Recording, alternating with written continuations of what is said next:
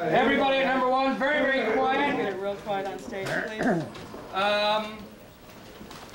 Please make it animated and energetic. Don't let it sag, as it will be inclined to do as the day goes on.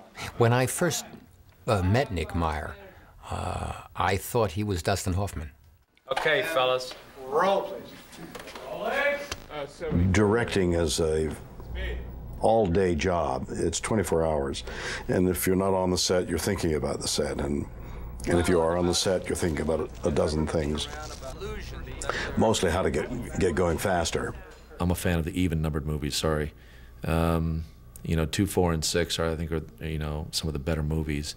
And Nick just, you know, has a wonderful sense and feel for Star Trek as, you know, almost like opera, that it's just grand and big and bold and a little brash. He has dark hair and a kind of hangdog look and a shuffling gait, hidden behind which is truly one of the most intellectual minds in Hollywood.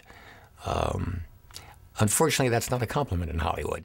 Nick Meyer will remain in my mind as one of the nicest experiences I've ever had working with someone who was civilized, who had wit, charm, and was able to write in a town which is used to monosyllabic scripts, words that had life to them and had a sense of language. If he were to answer what it was about it that appealed to him and what he looked to do in his work in those films, it is to find the truth in the stories he was writing. Not the science fiction, not to labor the word fiction, but to labor the word truth, human dramatic truth. And that's what that describes his character. And I got a lot out of my relationship with Nicolas Meyer because he taught me something about the future. Cutting edge technology today, 25 years from now, may be old hat. And Nick knows all those things. Nick says all those things. Nick believes those things, and he makes you understand. He has a knack for a very intricate plot. And also he knew all these actors from the previous experience, and he knew how to deal with them. And which is amazing because, you know, there are more than 2 other directors in that Enterprise crew. Nick Meyer was more, to me, it was more strict. Bill Shatner was kind of more jovial when we were working together, and Nick Meyer was kind of more strict and really kind of more hardcore than Bill Shatner was. And I remember feeling sorry for Nick that he was in that position and feeling relief that I didn't have to worry about whether the sun was going to set on the shot or not, or whether the guy or the girl who was in makeup was going to come out on time, that kind of thing. So there was a sense of great relief that I was not directing and I was only responsible for acting the part.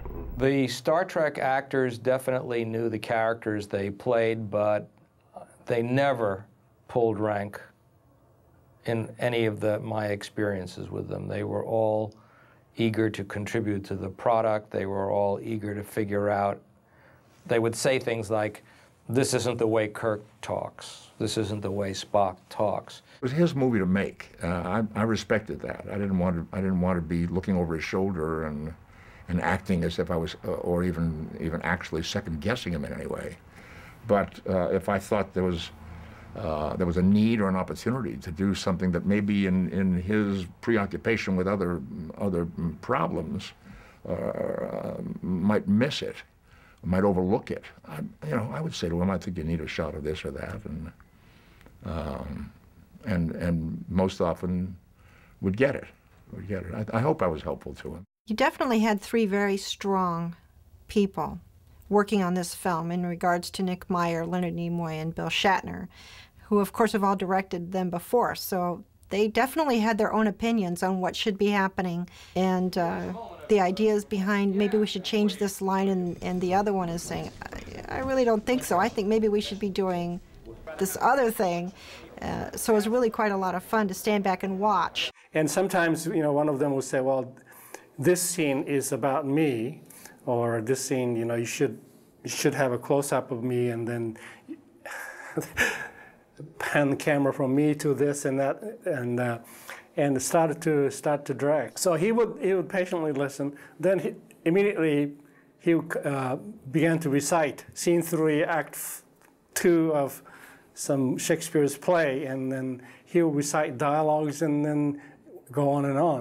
And then he would say, "Oh, this is the feeling I'm trying to create. So my idea is this," and completely bluffed the actors in an entertaining way, so which I thought was pretty amazing. I just hope that I can work with Nick Meyer again. I hope he's watching this to give me a job. That's what I'm really auditioning for.